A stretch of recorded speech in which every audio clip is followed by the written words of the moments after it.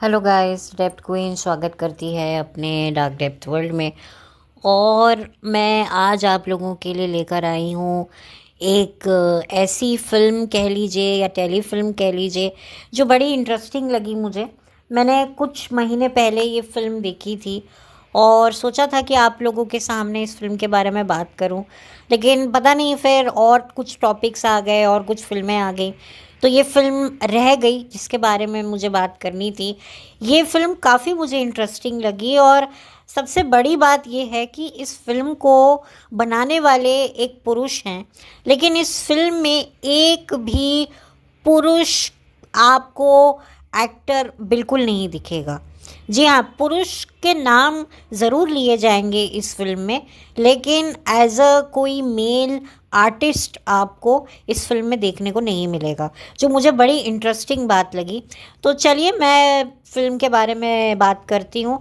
सबसे पहले मैं फिल्म का टाइटल बताती हूँ। फिल्म का नाम है रुक्मावती की हवेली।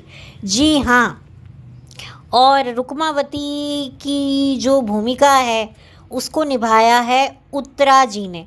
उत्तरा बाउकर नाम है शायद उनका, जो कि टेलीविज़न फिल्मों में और थिएटर में काफ़ी बड़ा नाम है।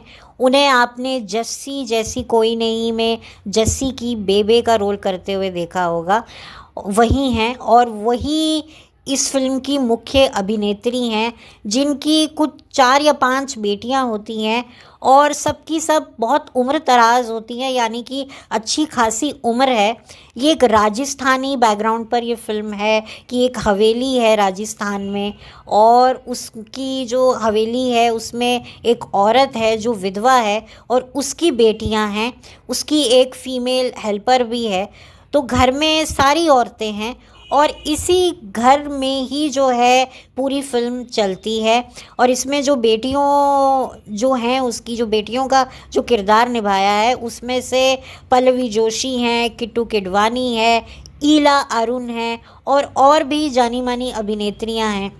तो बहुत ही इंटरेस्टिंग मुझे प्लॉट लगा कि कैसे एक सख्त माँ जो है, जिसकी बड़ी बड़ी शादी के लायक लड़कियां हैं, वो कैसे उनके साथ में बर्ताव करती है। और वो जो लड़कियां आपस में जो शादी के लिए छटपटा रही हैं, कैसी फ्रस्ट्रेटेड होकर बैठी हुई हैं, बागी बनकर बैठी हुई हैं। एक जो बड़ी बेटी है, बड़ी बेटी जिसका किरदार निभाया है ईला अरुण जी ने, उनकी शादी किसी से पक्की हो गई है, तो उसके पति पर भी बाकी बहनों की नज़र है और वो बंदा जो है वो दूसरी बहन के साथ भी चक्कर चलाए हुए हैं। ये सारी जो चीज़ें हैं ना, आपको वर्बली सुनने को मिलेंगी, देखने को कुछ नहीं मिलेगा कि हाँ कोई मेल कैरेक्टर है और वो कुछ बात करता हुआ, चलता हुआ, हिलता हुआ आपको कोई भी नहीं दिखेगा। ये सबसे इंटरेस्टिंग मुझे ये फिल्म का प्लॉट लगा। और गोविंद नहलानी जी, नानी, थोड़ा सा मैं उनकी जो है नाम से थोड़ी सी वो हो रही हूँ। जो गोविंद साहब हैं, गोविंद नहलानी जो हैं, नहलानी है शायद, हाँ, तो उन्होंने बहुत अच्छी अच्छी फिल्में अपने करियर में बनाई हैं। अर्धसत्य और तक्षक और तमस, पार्टी, बहुत सारी उनकी फिल्में हैं जो बहुत ही डिफरेंट उनका विज़न रहा है और कुछ अलग, कुछ नया उन्होंने हमेशा से जो है ऑडियंस को दिया है और ऑडियंस ने हमेशा उसे अप्रिशिएट भी किया है। और इस फिल्म को नेशनल अवार्ड भी मिला है किसी कैटेगरी के लिए। तो ये बड़ी इंटरेस्टिंग फिल्म है। थोड़ी सी ये फिल्म स्लो हो सकती है, लेकिन आप इसे देख सकते हैं। फैमिली के साथ तो मैं कहूँगी ना ही देखे, अच्छा है, क्योंकि ज़्यादातर ये जो फिल्म है ना, बेसिकली ये फीमेल्स के ऊपर है, तो फीमेल्स ही इसे देखें तो ज़्यादा बेहतर होगा। और अगर मेल्स भी देखना चाहते तो कोई ऐसी कोई दिक्कत नहीं है, लेकिन फीमेल ज़्यादा अच्छे से रिलेट कर पाएंगी। तो ये प्लॉट मुझे काफ़ी अच्छा लगा और काफ़ी डिफरेंट इसका मुझे सब्जेक्ट लगा। और परफॉर्मेंस तो मैं क्या कहूँ, एक से बढ़कर एक सब धुरंधर हैं।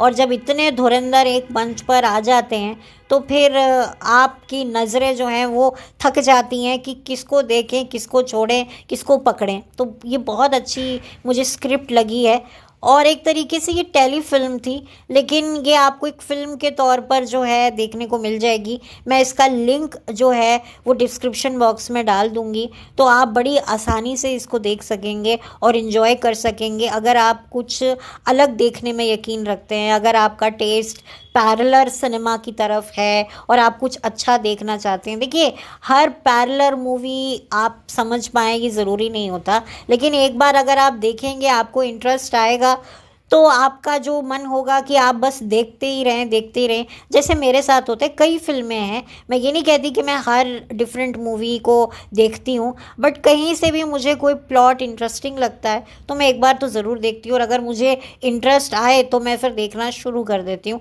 जैसे कि मैंने इस फ़िल्म को देखना शुरू किया, थोड़ी फ़िल्म स्लो लगी, लेकिन मुझे इंटरेस्ट आया कि भाई ऐसे कैसे, और मुझे जो भी लगा कि गोविंद साहब ने बहुत ही अच्छे से डायरेक्ट किया है, और फीमेल्स के साथ में जो उन्होंने एक अच्छा एक समा बांधा है कि आपको कहीं ना कहीं ऐसा लगेगा कि भाई जैसे फीमेल्स आपस में बैठकर कैसे बात करती हैं, कैसे अपने रस्सी रोने रोती हैं, कैसे वो एक फ्रस्ट्रेशन दिखेगा कि भाई उम्र बढ़ती जा रही है, शादी हो नहीं रही है, और कैसे घर में की जो एक छोटी लड़की होती है वो रिबेलियस होती है, और उसका रिबेलियस का क्या उसको अंजाम फिल्म के एंड में भुगतना पड़ता है, वो भी आपको फिल्म देखकर ही पता चलेगा। हो सकता है कुछ एक दो चीज़ें आपको डिसअपॉइंटेड लगें कि ये कहानी में ये चीज़ क्यों डाली, ऐसे क्यों हुआ, बट ओवरऑल फिल्म इंटरेस्टिंग है।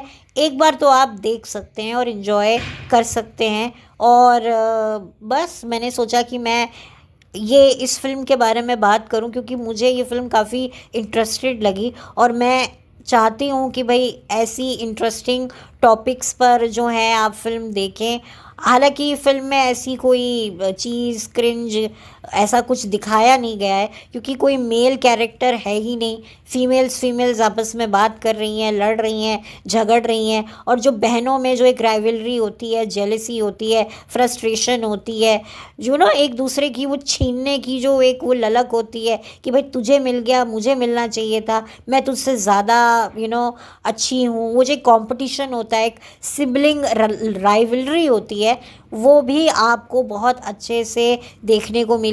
और गोविंद निहलानी साहब ने जो है बहुत ही अच्छे से जो हर चीज़ को दिखाया है, और बहुत ही नेचुरल है, और आपको लगेगा, आपको एक्चुअली वाकई रियलिस्टिक आपको देखने को मिलेगा कि जो औरतें जो घर पर रहती हैं, किस तरीके से आजकल की जो औरतें हैं उनके पास तो एक सोशल मीडिया है, वर्किंग है, पढ़ी लिखी हैं, लेकिन वो बेचारी औरतें जो पढ़ी लिखी नहीं हैं, जिनको घर के काम आते हैं, और पहले के ज़माने में लड़कियों को यही सिखाया जाता था कि भाई तुम्हें थोड़ा बड़ा होकर शादी करना है, और तुम्हारी ज़िंदगी का यही उद्देश्य है, यही तुम्हारी ज़िंदगी का सबसे बड़ा काम है कि शादी करो, बच्चे पैदा करो। और जिनको यही बचपन से सिखाया है और वही चीज़ उनको नहीं मिल रही है, तो वो कितनी फ्रस्ट्रेटेड हो जाएंगी कि भाई सब बैठी बैठी जो है एम्ब्रॉयडरी कर रही हैं, जो एक पूरा राजस्थानी जो कल्चर होता है, कैसे राजस्थानी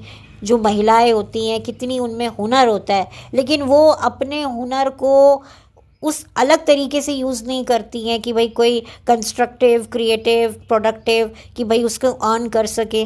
वही औरतें ऐसा करती हैं जिनको ज़रूरत होती है। जो ज़रूरतमंद नहीं होती हैं वो सिर्फ शौकिया तौर पे कि भाई अपना घर सजाने के लिए वो कोई तकिए के गिलाफ पर कोई एम्ब्रॉयडरी कर रही हैं, ये कर रही हैं। तो ये होता था कि भाई पहले थोड़ा घर का काम किया, फिर थोड़ा वक्त मिला तो एम्ब्रॉयडरी करने लग गए, किसी साड़ी पर गोटा लगा लिया, किसी चुन्नी पर जो है शीशा लगा लिया। तो यही पहले एक औरत की लाइफ होती थी, और शादी इतनी बड़ी बात होती थी एक औरत की कि भाई उम्र बढ़ती जा रही है और शादी नहीं हो रही है, तो वो जो एक अंदर की जो एक वो एक चाह होती है, जो एक ललक होती है, वो भी बहुत अच्छे से दिखाया गया है कि मर रही हैं शादी करने के लिए, ऐसे छटपटा रही हैं कि भाई शादी नहीं होगी तो हमारा तो मतलब ज़िंदगी हमारी बेकार है। क्योंकि पहले औरतों के यही माइंडसेट होते थे, पहले शादी करना वैसा ही माना जाता था जैसे ज़िंदगी जीने के लिए खाना पीना हगना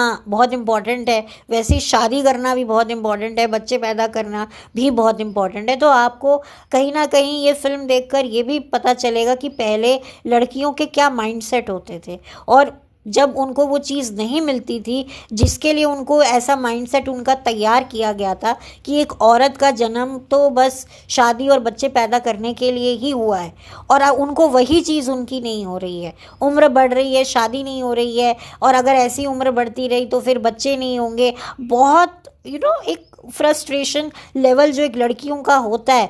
आज भी जो लड़कियां घर पे बैठी हैं, जो नौकरी नहीं कर रही हैं, उनके यही हाल होते हैं कि वो फ्रस्ट्रेटेड हो जाती हैं कि क्या भाई अपनी माँ का चौला चुक्का क्या बोलते हैं वो, चौका चूल्हा संभालना, इससे अच्छा तो मैं अपने पति के घर जाऊं, पति के लिए खाना बनाऊं, पति बच्चों के लिए अपने करूं। तो वो ऐसे ही फ्रस्ट्रेटेड होती रहती हैं। तो वो आपको वो पूरी देखने को मिलेगी, और आपको लगेगा, आप शायद कहीं ना कहीं थैंक्स करोगे आज के ज़माने को कि लड़कियों के लिए कहीं ना कहीं बहुत सारे ऑप्शंस खुले हैं, और अब लड़कियां भी जो हैं थोड़ी समझदार हो गई हैं, कंस्ट्रक्टिव, क्रिएटिव, प्रोडक्टिव माइंड की हो गई हैं कि हमें अपनी लाइफ में क्या करना है। शादी is a part of a life, not a heart of life. लेकिन इन लड़कियों के लिए इस फिल्म में आपको देखने को मिलेगा कि हार्ट ऑफ लाइफ है, और कैसे ये पागल हो रही हैं, कैसे ये बिलक रही हैं, ये आपको देखने को मिलेगा। तो कुछ चीज़ें आपको थोड़ी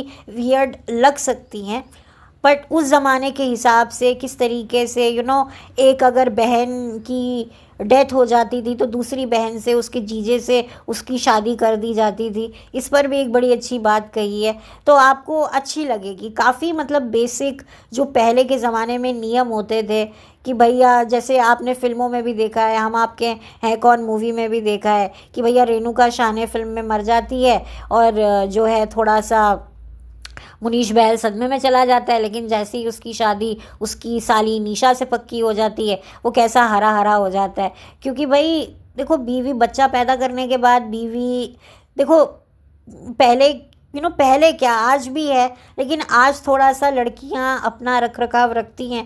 पहले के घर के कामों में पहले औरतें घर में ही रहती थी, काम पर जाती नहीं थी। अभी की भी जो हाउस वाइफ हैं, भले ही वो काम नहीं करती, फिर भी उन्होंने अपने आप को अच्छे से वेल मेंटेन किया है। तो ये एक होता है कि औरत का पूरा शरीर घिस जाता है, और बच्चे होने के बाद तो बिल्कुल औरत कि जो एक वो पर्सनालिटी में बहुत चेंज आता है। तो कैसे, मतलब इस चीज़ पर भी बात करी है कि अगर एक बहन ने लेट शादी हुई है और उसको लेट बच्चा हो रहा है, और कोई डिलीवरी में कोई कॉम्प्लिकेशन हो गई है तो वो मर जाती है, तो फिर कैसे उसके हस्बैंड की शादी दूसरी बहन से हो जाती है। तो उस चीज़ को भी कहा है कि अगर तेरी शादी नहीं हो रही है तो तू, तेरी बड़ी बहन है, वो तो उम्र में बड़ी है, बच्चा पैदा करने पर मर जाएगी तो तेरी शादी हो जाएगी उससे, तो तू घबराती क्यों है, शादी तो तेरी हो ही जाएगी अगर होनी होगी। तो कुछ ऐसे डायलॉग्स भी आपको मिलते जुलते, एग्जैक्टली नहीं बट मैं थोड़ा भूल गई हूँ, वो भी सुनने को मिलेगा। तो आपको काफ़ी पता चलेगा कि पहले लड़कियां, मतलब एक गाय, बकरी, भैंस जो जानवर जैसा ही उनके साथ ट्रीट होता था।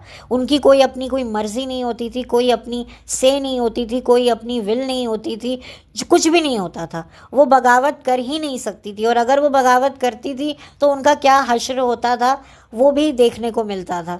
बहुत सारी इसमें आपको समाज की, उस वक्त की जो बनाए हुए समाज के जो असूल हैं, जो रूढ़िवादी सोच है, कूटनीतियाँ हैं, वो भी थोड़ी बहुत देखने को मिलेंगी। सो काफ़ी अच्छा है ये फिल्म, मुझे अच्छी लगी। तो आप लोग भी इंजॉय कीजिएगा, मैं इसका लिंक डिस्क्रिप्शन बॉक्स में डाल दूँगी। और 1991 में ये आई थी, तो 90s के दशक की ये फिल्म है। और बस आगे तो मैं और कुछ नहीं कहूँगी, क्योंकि मुझे जितना कहना था मैं कह चुकी हूँ। तो चलती हूँ, लौट कर मिलती हूँ एक नई फिल्म के साथ। तब तक के लिए थैंक यू सो मच। तो मेरे लिए तो ये भी फिल्म एक अंडररेटेड है, क्योंकि इस फिल्म के बारे में मुझे पता है किसी को भी पता नहीं होगा, बहुत ही रेयर लोग जानते हो तो जानते हो। तो खैर चलती हूँ, हैव एन ब्लेस्ड डे।